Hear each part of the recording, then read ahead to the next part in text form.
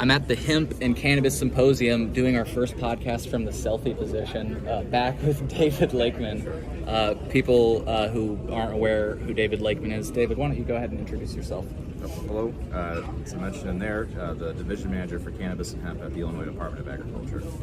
Yep, and David's been on the show in the past, so if you haven't seen that podcast, definitely check it out. We get into who David is as a person. Of course, he's not just the division manager. I just realized you're out of frame. I'm sorry.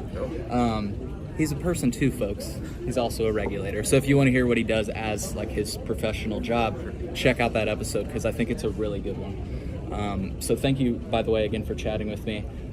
You mentioned the testing lab during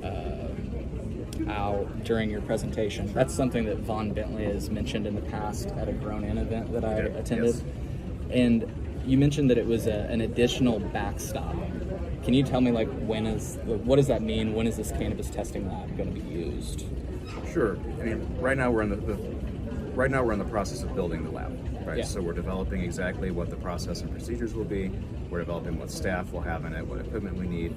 So we're in the very early stages of that process. So determining exactly how and when it will be used, that's one of those future questions that we're working toward. But just in terms of assuring that we are a partner to the independent testing laboratories, to the existing industry, to the new pieces of the industry, this is a capability that not just Illinois is looking at, but also a number of other states, including Massachusetts, Colorado, and some others, and establishing state-run labs to be able to help, when there are emergency regulatory needs, when there are, additional testing questions, and in general to just establish those competencies and that experience at a state level so that when we're addressing those policy questions, we can do so. Yeah, and I know that it's really early on, but just a hypothetical scenario, would it be like, in the past there have been concerns about batches, so if the state maybe heard about those things, like maybe they might step in and say and test as like kind of as an audit on the independent labs? Right. No, I want to be clear, we're not talking about audits here right now. What I'm talking about is there's an issue that's come up, we need to immediately test it. So we're going to go pick that up and we're going to go test it immediately because an independent lab in the area may not be open.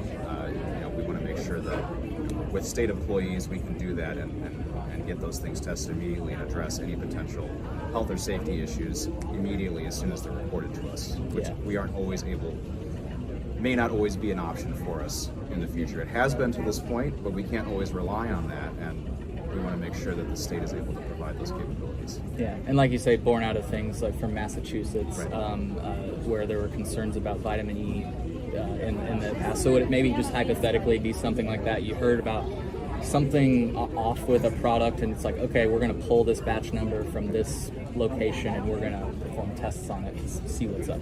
Again, we try to stay away from hypotheticals, but in general, something like that, if we get a complaint, there's an issue, that will allow us to act expeditiously to ensure that the health and safety is being protected. Perfect. We were just discussing this before we got on.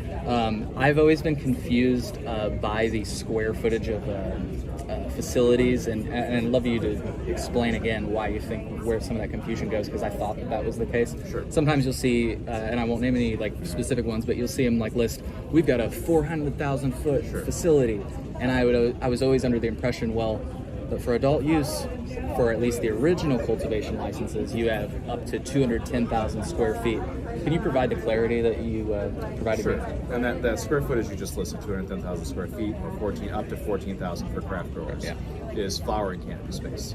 That doesn't cover for ancillary needs. So when you're talking about a 400,000 square foot facility, packaging is included in that. Office space, nursing mothers' rooms, locker rooms, loading zones. Every other thing that establishment or that licensee does, that's included in the total square footage, but it doesn't necessarily cover, that's not flowering canopy space, right? And so that's what that number is for. The same for the craft growers. It's not that those facilities themselves must be 5,000 to 14,000 square feet. They will be much larger because they have to handle the host of administrative functions or any other functions that facility has to go through.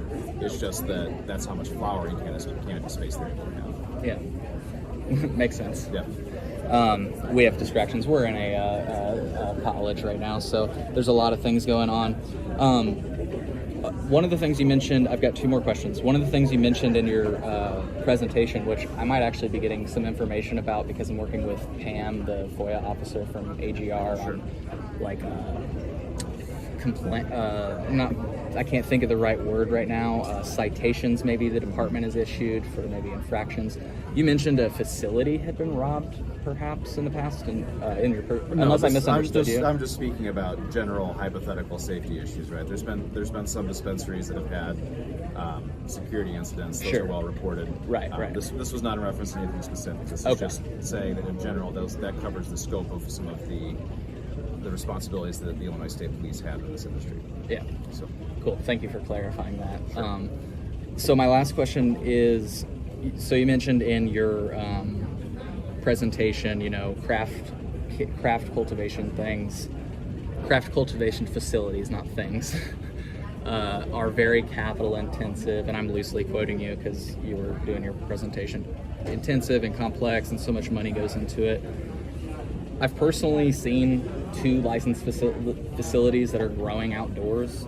Can you tell me about that? Like, how is that able to go on? And the reason that question is coming is, again, based on what you said. Like, what I've seen at these facilities, it looks like a trip to Home Depot. Like tent poles and net, cameras, stuff like that. And I think this is currently the part of the conversation you're having with the department, so I'm not going to comment on any part of that for this. Okay, fair enough. All right, thank you. No problem. David Lakeman, any last words? There's still, I did hear you say there are still 75 licenses. I think it's important for people to know that, there's a lot of frustration about licensing right now. There are more licenses coming out. Is it only the 75 craft? Sorry, I promised you one question. There but that are. came up. Well, see, now you made me question my math. So there are 150. There's a gap of 150. There are 88 licenses right now. So the difference there is the remainder. I think it's Okay. It's in the 60s, actually. I think. So Yeah. in Do any your own case, math. Same for the infusers. There are still licenses available. We're just waiting. We have to go through the rulemaking process for the next round of those licenses. Perfect. Cool. That is all I have. So Sounds good. Thank you all for tuning in. Probably one of our shortest conversations. We'll see you in the next one. Take care.